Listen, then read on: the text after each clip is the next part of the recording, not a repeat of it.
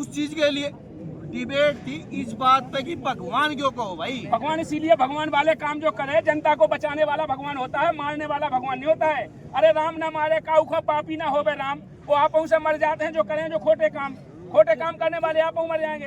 और फिर संत रामपाल जी महाराज जी वचन के परिवर्तन से पूरी सृष्टि को पलट दिया है। अरे तुम तो कह रहे हैं कि राक्षसन को मार भी आते, आज तो यहाँ पर राक्षस सारे सुधर गए, जितने रहते सारे राक्षस थे। कौन यहाँ पर देवता था? आज मानुष से देवता बना दिया। संत रामपाल जी महाराज जी के वचन में वो पावर है, उन मंत्रों में वो पावर है। संत रामपाल जी महाराज जी से जुड़ने के पहले इनसे पूछिए, आप लाखों लोग खड़े हैं, ये सारे नशा करते थे, इनमें के अंदर सारे विकार थे, बीड़ी पीते थे, गुटखा खाते थे, तम्बाकू खाते थे, परस्त्री गमन भी करते थे, मांस खाते, सब कुछ करते थे। लेकिन आज संत रामपाल जी महाराज जी के उस वचन में वो पावर है कि संत रामपाल जी महाराज जी ने मनुष्य को देवता बना दिया, परिवर्तन समय का कर दिया।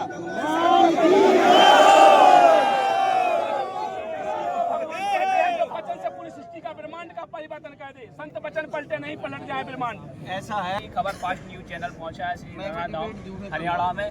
तो आज यहाँ पर देखा हमने बहुत सारे लोग खड़े हुए हैं। इन लोगों की भी इच्छा थी कि यहाँ पर एक डिबेट हो जाए। जो यहाँ पर जो भैया बैठे हैं, ये मतलब इन्होंने नाम की इच्छा नहीं ली रखी है, जगत के हैं।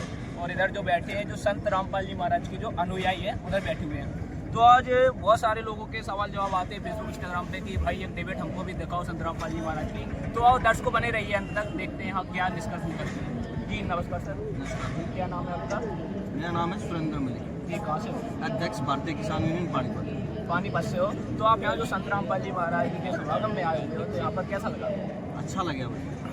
संत रामपाल जी महाराज के समागम में इसलिए आए हैं क्योंकि मैं किसान हूँ, किसानों की लड़ाई लड़ता हूँ और किसान हित ऐसी बात करता हूँ। और आज से जुलाई सितंबर के महीने में पानी की मात्रा की तबाही इतनी ज़्यादा हो गई थी, बाढ़ के कारण हमारी फसलें खराब हो गई थी किसानों की। और संत रामपाल जी महाराज ने उन किसानों को बचाने का जो काम किया है, जीवन दान देने का जो काम किया है, उसके उपलक्ष्य में हमने उनको बार बार सम्मानित भी किया मंचों पे, किसान यूनियन ने भी, किसानों ने भी, और बड़े मान सम्मान से सम्मानित किया। और उसी के उपलक्ष्य में मैंने एक पोस्टर लगाया था, किसी भगत का भी मेरे पास फोन गया था कि प्रधान जी आप आना भंडारे में आना। तो उसमें मेरे को निमंत्रण दिया गया था और उस उपलक्ष्य में मैं यहाँ देखने के लिए आया था। जी आप यहाँ पे आए हो, आपने बताया कि अच्छा लगा है। तो आप मतलब इनसे क्या सवाल जवाब आपके मन में जो भी हो कर सकते हो आप? नहीं, मैं इनसे एक सवाल जवाब पूछना चाहता हूँ। देखो, संत रामपाल जी महाराज अच्छे कार्य कर रहे हैं, गरीबों के हित में भी कार्य कर रहे हैं, वे किसान के हित में भी कर रहे हैं, नशा मुक्त भारत बना रहे हैं, तेज मुक्त भारत की स्थापना करना चाह रहे हैं, तो अच्छी समाज की एक नींव रखना चाह रही है। मैं इनसे एक बात पूछना चाहता हूँ कि भाई तुम उसको भगवान क्यों करे हो? देखो, अच्छे कार्य करने वाला एक इंसान भी हो उसके है, एक अच्छा समाज सेवी भी हो उसके है, ठीक है, उसको किसी भी भाषा में, लेकिन एक इंसान को भगवान कहना ये मेरे को हजम नहीं हुआ। हाँ, तो यहाँ पर दर्शकों देख सकते हैं, यहाँ पर जो बहुत सारी वीडियो आपने अपलोड हुई हैं बहुत से एंगलों से, तो उन्होंने बताया कि रामपाल जी भगवान है। यहाँ तक कि यूनियन ने भी कहा कि जो सेवा करता है भगवान के समान होता है। तो इनका ये क्वेश्चन है, डाउट है इनको कि संत रामपाल जी महाराज को भगवान कैसे मान सकते हैं। तो आइए जानते हैं, इनके अनुयायी हैं संत रामपाल जी महाराज जी के, जो बताएंगे कैसे भगवान मानते हैं। जी नमस्कार सर। नमस्कार जी। क्या नाम है आपका? मेरा नाम हेमंत दास है, मैं एमपी से। एमपी से। तो ये भैया का सवाल है कि संत रामपाल जी महाराज को भगवान नहीं मान सकते, उनको समाज सेवी मान सकते हैं, आप क्या कहोगे? देखिए, भाई ने कहा है, वैसे संत रामपाल जी महाराज जी के बारे में काफ़ी अच्छा कहा है इन्होंने कि संत रामपाल जी महाराज जी ने जो किसानों की मदद की है, किसान मसीहा हैं, संत रामपाल जी महाराज जी ने एक इंसान हैं, लेकिन भगवान नहीं हो सकते हैं। देखिए, इन लोगों को भगवान किसे समझते हैं जी? जो उसे भगवान जानते हैं जो लोगों को मार दे। जैसे आप इन लोगों से बात आएगी यहाँ पर, मैं बोल रहा हूँ, इनको बिल्कुल बात वहीं पहुँचेगी। इनका कहना है जी उनको भगवान मानते हैं। जैसे रामचंद्र जी आए थे, राम ने हजारों लोगों को मार दिया, लाखों लोगों को मार दिया, तो भगवान घोषित हो गए, भगवान है। कृष्ण भगवान भी आए, उन्होंने कई लोगों को मार दिया, तो वो भगवान है। जो मार देता है उसे भगवान मानते हैं ये लोग। लेकिन रही बात के संत रामपाल जी महाराज जी हैं, वो भगवान कैसे हो गए? क्योंकि संत रामपाल जी महाराज जी ने कुछ किया ही नहीं ऐसा गलत काम। तो इनका कहने का मतलब यही है कि वो भगवान नहीं हो सकते। देखिए, भगवान रामचंद्र जी भी आए थे, तब वो भी इंसान थे, वो किसी पशु की योनि में नहीं आए थे। रामचंद्र जी भी मनुष्य योनि में आए थे, आप लोगों ने देखा भी होगा। कृष्ण भगवान भी आए थे, तो वो भी मनुष्य योनि में आए थे, लेकिन उस समय उनको भी भगवान नहीं माना गया। उनके जाने के बाद आज भारत का दुर्भाग्य है जी भारत का दुर्भाग्य है कि उनके जाने के बाद उनकी प्रतिमाओं की पूजा होकर के उनको भगवान माना जाता है। इसी प्रकार आज ये लोग संत रामपाल जी महाराज जी को भगवान नहीं मान रहे हैं, लेकिन संत रामपाल जी महाराज जी के जाने के बाद जरूर ये लोग भगवान मानेंगे और प्रतिमाओं की पूजा जरूर किया करेंगे, क्योंकि ये भारत का गौरव नहीं दुर्भाग्य है। हमारे यहाँ देश में इसी अंधविश्वास को लगा रखा है कि जाने के बाद इंसान के उससे भगवान मानते हैं। अब इन्होंने कहा था कि इंसान है वो भगवान नहीं हो सकते। अब इनसे बताइए, क्या भगवान रामचंद्र जी इंसान नहीं थे? जी नमस्कार टीम, देखिए यहाँ पर क्वेश्चन बहुत बड़ा आ गया है। जो संत रामपाल जी महाराज जी के अनुयायी हैं वो बोल रहे हैं कि जो मारता है यानी हत्या करता है वो भगवान कहलाता है। तो यहाँ पर जो आप भाई बताएंगे कि ऐसा क्या राम ने किया, उन्होंने हत्या की है जिससे वो मतलब राम सिद्ध हो गए, तो क्या कहोगे आप? एक बात बताओ, दुराचारियों को, राक्षसों को, नीच प्रवृत्ति के आदमियों को मारना ये ठीक है या गलत है? राम जी ने उनका संहार किया, दुष्टों का, जो पराई स्त्री पर नजर रखते थे, ऋषि मुनियों को भक्ति नहीं करने देते थे, उनको जंगल में मांस डाल देते थे, वो अमन करते थे, तो उनकी भक्ति में बाधा डाल रहे थे। और राम जी ने उनका संहार करने की वजह अलग से भी, जो राम जी के इंतजार में वहाँ जंगलों में भटक रही थी, वो स्त्री थी, क्या नाम था उसका, सबरी ने कितना इंतजार किया श्री राम का कि मेरे श्री राम आएंगे। तो मैं ये कहना चाहता हूँ कि श्री कृष्ण जी आए, श्री कृष्ण ने भी दुष्टों का सर्वनाश किया। क्या दुष्टों का सर्वनाश करना भगवान के बस की बात? जब सृष्टि पे सारे दुष्टी हो जाएंगे तो परमात्मा संहार करने के लिए नहीं आएगा, तो इसलिए हम भगवान कहते हैं। जी दर्शकों, यहाँ पे बहुत ही बड़ा क्वेश्चन आया है कि जो कह रहे हैं कि सबरी थी जो उनने मतलब इंतजार किया तो भगवान श्री राम पहुंचे, उनका भी उद्धार किया उन्होंने। तो यानी यहाँ जो बता रहे हैं कि जो मांस हड्डियाँ डाल देते थे, जो संत महाजन थे वहाँ पर वन में रहते थे, तो उनकी वो रक्षा करते थे, उसे हत्या नहीं कहते हैं। दुष्टों की हत्या करना उसे हत्या नहीं कहते। तो आप क्या कहोगे? देखिए, इन्होंने कहा है कि उस समय जो ऋषि महात्मा होते थे वो भक्ति करते थे, तो उनके हवन में मांस डाल देते थे, हवन करने के लिए वो हवन करते होंगे या भक्ति करते होंगे तो उनको मार देते थे। देखिए, पहली बात तो मैं बताऊं, अपने शास्त्र में जिन राम की बात तुम कर रहे हो, मैं आप शास्त्रों पे लेके चलूंगा आपको, क्योंकि शास्त्र की लड़ाई होती है, एक शस्त्र की लड़ाई होती है। अभी इन्होंने शस्त्र की लड़ाई की बात की है। शस्त्र की लड़ाई लड़ने वाले को भगवान मानते हैं, लेकिन शास्त्र की लड़ाई लड़ने को वाले को भगवान नहीं मानते हैं। मैं शास्त्र की लड़ाई लड़ने वाले को भगवान बताऊंगा और सिद्ध करूंगा शास्त्रों के साथ। देखिए, हमारे रामायण है, रामायण कहती है कलयुग योग न यज्ञ न ज्ञाना, एक आधार नाम गुण गाना। वो कलयुग केवल हरि गुण गाहा सो नर भव सागर तर जाहा। कलयुग के अंदर पहले तो पाखंड नहीं करना चाहिए। जो आपके ऋषि जिनको तुम मानते हो, जिनको महात्मा मानते हो, वे पाखंड किया करते थे। जो बैठ के हठ योग करना, ये कौन से शास्त्र में लिखा है बताइए आप? या माथे पे तिलक लगा लेना, गेरुआ कपड़ा पहन लेना, भगवान के कपड़ा पहन के बड्डी चुटज्जा रखा लेना, इसके लिए हमारे शास्त्रों में कहा है काभो मूड के मुड़ाए से भेद काय न तर गई। जो सब रोज मतलब हर साल मुड़त है, मूड मुड़ाए हरी मिले तो सबको ले मुड़ाए, तो बार बार के मूड से भेड़ ना बैकुंठ जाए। काभो जटा के रखाए से मोर काय न तर गई, जी को सवा हाथ को पर है। काभो शंख के बजाय से गदा काय न तर गऊ को तो शंख ही जैसा सुर है। इन आडंबर कहने वाले को पहले तो संत नहीं किया जाता है। संत की परिभाषा होती है भक्ति करना शास्त्रों के आधार से। हमारे शास्त्र कह रहे हैं कलयुग योग न यज्ञ न ज्ञाना। कलयुग के अंदर कोई पाखंड नहीं करना चाहिए, एक आधार नाम गुण गाना, भगवान का गुणगान करना चाहिए। अब आप बताइए, उनको मार, फिर दूसरी बात, पहले तो तुम्हारे संत नहीं थे सही, दूसरी बात फिर जिसको मारने वाला गया तो वो कहाँ तक सही हो जाएगा? फिर भगवान बताइए, जब जिनके संत भी अपनी रक्षा नहीं कर पाए, बस भक्ति भी नहीं उनकी सही होती। अगर भक्ति में पावर होती, अब भक्ति की बात करते हैं तो हम फिर बताएंगे आपको आगे। पहले इनका सवाल का जवाब दीजिए। जी दर्शकों, ये शास्त्रों पे आ रहे हैं, इन्होंने मेरे को कई श्लोक भी बताए। क्या 1998-97 से पहले ये शास्त्र कहाँ थे भाई? क्या एक संत रामपाल जी महाराज ने ये शास्त्र खोल के दिखाए हैं? इससे पहले ऋषि मुनि, वेद व्यास, इतने बड़े बड़े ऋषि मुनि हुए, क्या वो सभी पागल थे? उन्होंने इस ज्ञान के बारे में पता ही नहीं था। जो ये वेद शास्त्र अभी रामपाल जी महाराज खोल के दिखा रहे हैं, ये कहाँ से प्रमाण? जिन्हें लिखे हैं ये, एक बात बताओ, उस पर लिखा है ये दिल्ली से प्रकाशित है, ये फलानी से प्रकाशित है, ये रखड़े थे, ये किसने लिखे भाई? कौन लिखने वाला था? उससे पहले सृष्टि तो बहुत चली गई, इससे पहले तो सृष्टि बहुत चली गई। तो क्या रामपाल जी महाराज ने लिख दिए हैं? वेदों का ज्ञान अगर आप जानते हो तो वेद तो कहते हैं ब्रह्मा जी के उससे निकले थे। तो ब्रह्मा के बाद में एक बात मेरे को ये बताओ, 1400 ईस्वी में कैमरे का आविष्कार हुआ था, उससे पहले भगवान की मूर्तियां किसने बनाई बताओ मेरे को। कौन राम था, कौन रहीम था, कौन कबीर था, कौन रामपाल था, इससे पहले बताओ। वो शास्त्र कहाँ थे पहले भाई? देखिए हाँ, ये सवाल बहुत बड़ा देखिए, है। इन्होंने कहा शास्त्र कहाँ से थे। देखो मैं शास्त्रों की बता देता हूँ। शास्त्र रामपाल जी महाराज जी ने नहीं लिखे। आपके जो ऋषि मुनि थे, जिनको आप ऋषि मुनि कहते हो, आपके जो ऋषि मुनि थे, आपके जो वेद व्यास थे या जितने भी धर्म गुरु थे, इन्होंने ही ये शास्त्र लिखे हैं। इनका अनुवाद किया है हमारे रामपाल जी महाराज जी ने नहीं किया है, न कबीर साहब ने किया है। अनुवाद आपके करवे वाले जो संत हैं उन्होंने किया है। तो शास्त्र तो पहले से थे, और शास्त्र एक इतिहास होता है, झूठा नहीं होता है शास्त्र। हमारे गुरुजी ने ये नहीं कहा, जबकि लिखे तुम्हारे उनके गुरुओं के हैं, लेकिन उनको इतिहास को हमारे गुरुजी ने ठुकराया नहीं है। वो इतिहास होता है, क्योंकि किसी भी चीज को बच्चे को पढ़ाने के लिए सिलेबस की जरूरत होती है। बिना सिलेबस का बच्चा पढ़ा लिखा नहीं माना जाता है। पढ़ाया जाएगा तो सिलेबस से पढ़ाया जाएगा। तो आज हमारे संत रामपाल जी महाराज जी ने तो उन्हीं शास्त्रों को खोल के दिखाया है कि भक्ति कैसे करना चाहिए। सबसे पहले तो पूर्ण गुरु होना चाहिए। जब तक पूर्ण गुरु नहीं होगा तब तक भक्ति शुरू ही नहीं होती है। भक्ति तो तब होगी।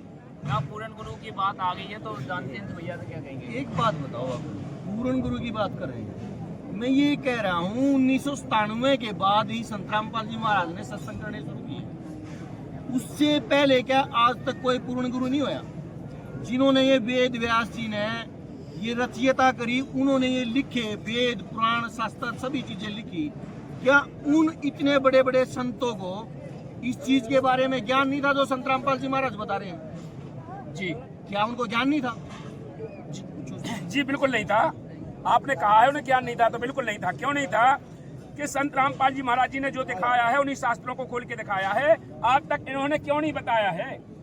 संत रामपाल जी महाराज जी कहते हैं वेद पढ़े पर भेद ना जाने, बाँचे पुराण 18, और पत्थर की पूजा करें भूल गए से जनहारा। अगर इन्हें ज्ञान था तो पत्थर की पूजा क्यों करवा रहे थे? शास्त्रों में कहाँ लिखा है? शास्त्रों में तो पत्थर की पूजा को वर्जित बताया गया है। गीता अध्याय 9 के श्लोक नंबर 25 में लिखा है, जो भूतों को पूजते हैं भूत बनते हैं, पितरों को पूजते हैं पितर बनते हैं, देवताओं को पूजा करने वाले देवगति को जाने के बाद पुनः जन्म मृत्यु में आते हैं, उनका भी कल्याण नहीं होता है। तो ये भाई जो शास्त्र कह रहे हैं, तो ये शास्त्रों के विपरीत साधना बता रहे थे, तो इन्हें ज्ञान कहाँ था बताइए? आप मूर्ति पूजा की बात कर रहे हो, शास्त्रों के विरुद्ध कह रहे हैं, उनको ज्ञान नहीं था। तुम्हारे संत रामपाल जी महाराज भी तो मूर्ति की पूजा करवा रहे, अपनी मूर्ति की पूजा करवा रहे, कबीर की मूर्ति की पूजा करवा रहे। पत्थर में मूर्ति में क्या फर्क रह गया? जी क्या फर्क रह गया? सही बात। देखिए, संत रामपाल जी महाराज जी आपने कहा कि पूजा करवा रहे हैं, पूजा नहीं करवा रहे हैं। संत रामपाल जी महाराज जी मूर्ति के विरोधी नहीं है। बात कहें तो संत रामपाल जी महाराज जी की पूजा उसे कहते हैं, जैसे आप जाएंगे तो पत्थर की मूर्ति पे हल्दी चढ़ाएंगे, फूल चढ़ाएंगे, चावल चढ़ाएंगे, जो आपकी समझ में आए वही चढ़ा देंगे, जो भी समझ में आए, और अगरबत्ती घुमा देंगे। ये सारी चीजें संत रामपाल जी महाराज जी ने शास्त्रों के आधार से, जो हमारे शास्त्रों में लिखा है, उस आधार से भक्ति विधि बताई है। मूर्ति से केवल इष्ट को याद किया जाता है। उसको याद करने के लिए मूर्ति रखिए। आप मूर्ति रखने से कुछ नहीं होता, फोटो रखिए, उससे इष्ट की। हमारे यहाँ आपने देखा होगा संत रामपाल जी महाराज जी के यहाँ ना तो अगरबत्ती लगाई जाएगी, ना उन पर फूल चढ़ाया जाएगा, ना मतलब जैसे अगर फूल चढ़ा देंगे चरणों में तो ऊस नहीं चढ़ाया जाएगा। और आप तो बताओ, धतूरा चढ़ा दें, भांग चढ़ा दें, जो भी धरती पे है सब चढ़ा दें, तुलसा चढ़ा दें, सब चढ़ा दें, उनको जो पता नहीं पड़ता कि भक्ति का कौन सी तरह से शुरू हुई। और फिर गोबर पे चढ़ा दें, गोबर को भगवान बना दें, पत्थर पे चढ़ा दें, पत्थर को भगवान बना दें। जो बताओ, कह रहे हैं कि पत्थर पे चढ़ा दो। सारी मूर्तियां मंदिर में पत्थर की रखी होंगी, और तो मूर्तियां जैसे थारे संत रामपाल जी महाराज की रखी है, कबीर साहब की रखी है, और तो मूर्तियां ऐसी हैं कागज की बनी हुई हैं। उन पे सब की अपनी आस्था के अनुसार, जैसे अब अपनी आस्था के अनुसार अपने संत रामपाल जी महाराज कबीर साहब के सामने एक अखंड ज्योति जलाते हो। किसी की आराधना है, किसी की आस्था को ठेस पहुंचाना, वो आपका काम नहीं। हम चाहे हम अपने पर अगरबत्ती लावे, चाहे अपने पर पत्थर बेल चढ़ाओ, चाहे कीड़े चढ़ाओ, तो नहीं तकलीफ आई। यहाँ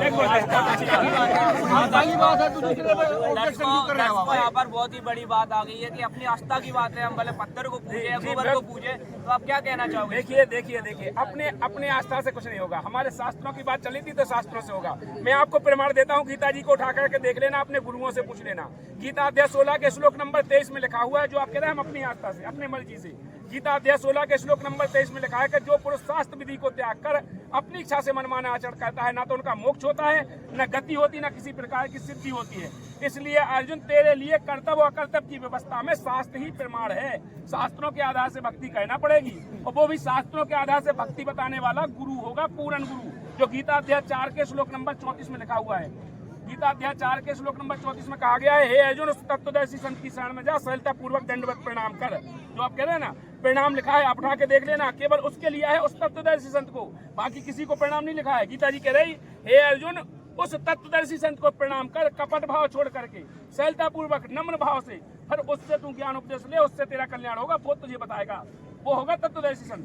गीता में प्रमाण है। हाँ, मैं तो बता दे, देख लेना। पहले मैं इनसे ये पूछ रहा था भगत जी से, भाई ये गीता तो अपना शास्त्र है, उसको मानते हैं, उसी की बात ये बता रहे हैं। अरे गीता जिसने लिखी, जिसने गीता का उपदेश दिया, समझो इस बात में, क्या उसको नकारा जा सकता है क्या?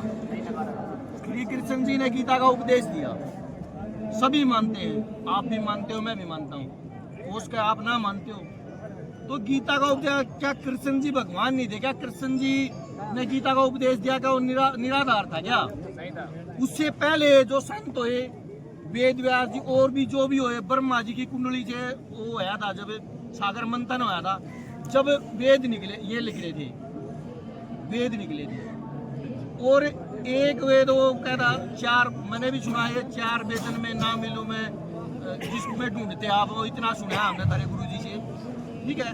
तो मैं ये कहना चाहता हूँ, जब वो वेद निकले थे, उनके बाद तो कोई लिखने वाला भी नहीं था भाई, वो ब्रह्मा जी ने वो कराया। ये तो अभी गुरु जी की बात सुनी मैंने, कबीर ये गरीबदास जी महाराज ने लिखे थे, वो सतलोक गए थे। तो मैं ये बात कहना चाहता हूँ, संत रामपाल जी महाराज से पहले क्या कोई संत ऐसा नहीं आया क्या जिन्होंने वेदों का ज्ञान खोला? एक संत रामपाल जी महाराज जो हर चीज में त्रुटि निकाल गए, अपनी आप को बात को ऊपर रख रहे हैं, दूसरे को नहीं, उसको ये नहीं है यहाँ लिखना चाहिए, यहाँ आना, दूसरे को उंगली उठाना, ये यहाँ नहीं आना था, यहाँ जाना लिखना चाहिए था, हर चीज में त्रुटि निकालना। तो इस बात का क्या प्रमाण है भाई? वो अपने दौरे से कह रहे हैं, वो ब्रह्मा दौरे थे, शास्त्र नहीं कह रहे हैं। दर्शकों, यहाँ पे बहुत बड़ा सवाल आ गया है, जो कृष्ण भगवान की बात जो कह रहे हैं कि जो कृष्ण भगवान ने गीता बोली है यहाँ पर, और वो जो लिखी है, जो व्यास जो कि किसने भी लिखा होगा, तो मतलब जो कृष्ण भगवान ने बोली उसको निराधार मान ले क्या? नहीं मान सकते दर्शकों, ये तो आप लोग भी जानते हो, अपने शास्त्र वो सभी प्रमाणित है, तो इनसे भी जानेंगे जो कृष्ण भगवान ने बोला है, तो इसको ये बोल रहे हैं कि बैठते क्या सब। देखिए, इन्होंने सबसे पहले तो ये कहा है कि जो गीता बोली है वो कृष्ण भगवान ने बोली है। जो जितने देखने वाले दर्शक हैं, सबको लगभग बहुत लोगों को यही पता है कि कृष्ण ने बोली है, जबकि उस गीता को पढ़ा नहीं है आपने। गीता को आप पढ़ेंगे तो गीता अध्याय 11 के श्लोक नंबर 32 में वो कह रहा है कि हे कृष्ण, वो कह रहा है, हे अर्जुन मैं बड़ा हुआ काल हूँ। गीता बोलने वाला कह रहा है, हे अर्जुन मैं बड़ा हुआ काल हूँ, अभी अभी प्रवृत्त हुआ हूँ, तू लड़ेगा तब भी जे मारे जाएंगे, और नहीं लड़ेगा तब भी मारे जाएंगे। तो वो क्या कह रहे हैं? अभी अभी। तो उस समय कृष्ण क्या पहले से नहीं थे वहां पर? कृष्ण उसी समय हुए क्या प्रकट? कृष्ण तो पहले से थे ना। तो वो क्यों कह रहा है कि मैं अभी अभी? फिर कृष्ण ने आज तक कभी पूरी गीता में देखिए कभी ये कहा कि मैं काल हूँ? क्या कृष्ण भगवान काल थे? लेकिन कृष्ण जी ने तो एक बार जब भी कहा है, जब उनकी मीटिंग हो रही थी कि इन दुराचारियों का नाश करना तो जरूरी है, जब वो नहीं कर रहा था कि वो पार्वती कर रही थी, तो कोई योद्धा नहीं रहा फिर भीष्म पिता को मारने वाला, फिर उस सिकंदी को तैयार कराया था। वहां कहती मैं चलूं, बोला नारी का वहां जाना वर्जित है, बोला इनका सर्वनाश तो होगा, पांडव नहीं करेंगे तो और भी करेंगे, कोई और करेगा कोई। देखिए, तो कृष्ण ने तो एक बात वो पहले भी बोली थी, और उसके मद्देनजर रखते हुए श्री कृष्ण ने हमेशा उनका सुलझाना करने का, जो राम की जो भूमिका थी ना, कृष्ण की जो भूमिका थी, वो भूमिका निभाने का काम किया। उन्हें तो समझौता लेके भी कहा था, भाई 2 गांव दे दे, 1 गांव दे दो, तो वो समझौतादारी था। वो काल जो प्रवृत्ति आप कह रहे हो होया, वो काल की आप बता रहे हो, हमने आप पे सुना, काल भी प्रवृत्ति होगा, गीता का उपदेश दिया था। मैं नहीं बता रहा हूँ भाई, आपने कहा आप बता रहे हो, मैं नहीं बता रहा ना, मेरे गुरुजी बता रहे हैं, वो तो गीता जी बता रही है ना। गीता जी में लिखा हुआ है 11 के 32 में, आप भी देख लेना, अपने धर्म गुरुओं से पूछ लेना। अच्छी बात है, तो वो काल वहाँ पर प्रवेश किया गया, उसके अंदर काल, जैसे आपने देखा होगा किसी के अंदर भूत प्रवेश हो जाता है, तो वो जब आदमी भूत जिसे लग जाता है तो भूत अपनी बात बोलता है, बाद में जब उसे होश आता है तो उसे कोई ध्यान रहता है कि हम क्या बोल गए? नहीं रहता ना। तो वो बोल जाता है, वो कुछ भी कर जाता है। और जो कृष्ण में जरासंध आ जाता तो फिर भाई मान ले भूत को आप प्रवृत्ति हो उसमें जरासंध आ गया हो तो उस टाइम में जब आप काल अरे कह रहे तो हो मैं थोड़ी कह रही हूँ जरासंध अरे ना तो मैं काल कह रहा हूँ भाई, ना मैं जरासंध कह रहा हूँ, गीता जी बोल कह रही ना, मैं थोड़ी अपनी तरफ से कह रहा हूँ ना, मेरे गुरु जी कह रहे हैं, गीता जी कह रही है ना, गीता अध्याय 11 के श्लोक नंबर 32 में क्या मैं बड़ा हुआ काल हूँ, तो वो काल था। तो मैं वही कह रहा हूँ जो गीता लिखी गई है, जो गीता ज्ञान दाता है, उसने ये चीज लग रखी तो यार लोगों को पता क्यों नहीं, बताई क्यों नहीं गई, यही पूछ रहा हूँ यही तो मैं बता रहा हूँ कि उस समय उस ज्ञान को जानने वाला ही नहीं था कोई। अच्छा देखिए हर युग में परमात्मा एक आता है और गुरु भी एक होता है विश्व में, हर युग में एक ही गुरु होता है। इतने तो गुरु तो बहुत से होंगे, जो तो स्वार्थी गुरु लालची चेला और मचो नरक को ठेलम ठेला, ये सब परमात्मा चारों युगों में आता है, इसका प्रमाण है। सतयुग में सत सुकृत का तेरा, त्रेता नाम मुनिंदर मेरा, और द्वापुर में करुणामय कहाया, कलयुग नाम कबीर धराया। चारों युगों में परमात्मा आता है और आज के समय में संत रामपाल जी महाराज जी कबीर के अवतार धरती पर विराजमान हैं। सतयुग में सतसुकृत नाम से आए थे, त्रेता में मुनिंदर नाम से आए थे और द्वापुर में करुणामय नाम से आए थे। तो हर युग में परमात्मा आता है, परमात्मा से भूमि कभी खाली नहीं होती। दर्शकों यहाँ पर जो बताया है, जो संत रामपाल जी महाराज जी के अनुयायी हैं, उनने बताया कि जब समय आता है शास्त्रों को बताने का, उजागर करने का, जब ही उसको खोला जाता है। क्या जब से कोई संत नहीं था पृथ्वी पे, क्या पृथ्वी भारत में तो बताया जाता है जो संतों की भूमि रही है, तो जब से कोई मतलब संत ही नहीं था ऐसा जो बता दे। मैंने आपसे पहले कहा है संतों की भरमार है, हर पत्थर को उठा के देख लो, जितने कंकड़ पत्थर डले होंगे, जितने पत्थर उठाओगे उतने ही गुरु पैदा हो जाएंगे, वहीं पे गुरु निकल आएगा। तो ये सारे गुरु स्वार्थी है। आप मैं बता देता हूँ, आपकी बात से यहाँ पर भी सिद्ध हो जाएगा। जितने भी धर्म गुरु है, एक से एक बड़े बड़े धर्म गुरु डरे होंगे, आपने देखा है, आप तो हरियाणा के हैं, लेकिन एक भी धर्म गुरु इतनी बड़ी आपदा में आगे क्यों नहीं आया, जिनके पास अरबों खरबों की संपत्ति है। कितने मंदिर को रखाए बैठे मठाधीश, जटाधीश, लटाधारी, मठाधारी, एक भी यहाँ पर नहीं आया। वहाँ पर संत राम जो अभी बाढ़ आई अपने हरियाणा के अंदर, वहाँ पर एक भी कोई बिस्कुट की पैकेट देने के लिए नहीं आया। संत रामपाल जी महाराज जी के अलावा कोई भी वहाँ आगे नहीं आया। परमात्मा का काम करने वाला परमात्मा ही होता है। जो सारे संत नकली हैं, जो झूठे हैं, पाखंडी हैं। भाई साहब मैं उस चीज के लिए निराधार नहीं बता रहा संत रामपाल जी महाराज, उसके लिए तो मैंने संत रामपाल जी महाराज की 2 मिनट पहले पढ़ाई करी थी। भी संत रामपाल जी महाराज ने किसानों को बचाने का काम किया है जी। उस चीज के लिए डिबेट थी इस बात पे कि भगवान क्यों कहो भाई। भगवान इसीलिए भगवान वाले काम जो करे, जनता को बचाने वाला भगवान होता है, मारने वाला भगवान नहीं होता है। अरे राम ना मारे काऊ खो पापी ना होवे राम, वो आप से मर जाते हैं जो करें जो खोटे काम करने वाले आप मर जाएंगे। और फिर संत रामपाल जी महाराज जी वचन के परिवर्तन से पूरी सृष्टि को पलट दिया है। अरे तुम तो कह रहे हैं कि राक्षसन को मार भी आते, आज तो यहाँ पर राक्षस सारे सुधर गए, जितने रहते सारे राक्षस थे। कौन यहाँ पर देवता था, आज मानुष से देवता बना दिया। संत रामपाल जी महाराज जी के वचन में वो पावर है, उन मंत्रों में वो पावर है। संत रामपाल जी महाराज जी से जुड़ने के पहले इनसे पूछिए, आप लाखों लोग खड़े हैं, ये सारे नशा करते थे, इनमें के अंदर सारे विकार थे। बीड़ी पीते थे, गुटखा खाते थे, तम्बाकू खाते थे, परस्त्री गमन भी करते थे, मांस खाते, सब कुछ करते थे। लेकिन आज संत रामपाल जी महाराज जी के उस वचन में वो पावर है कि संत रामपाल जी महाराज जी ने मनुष्य को देवता बना दिया, परिवर्तन समय का कर दिया।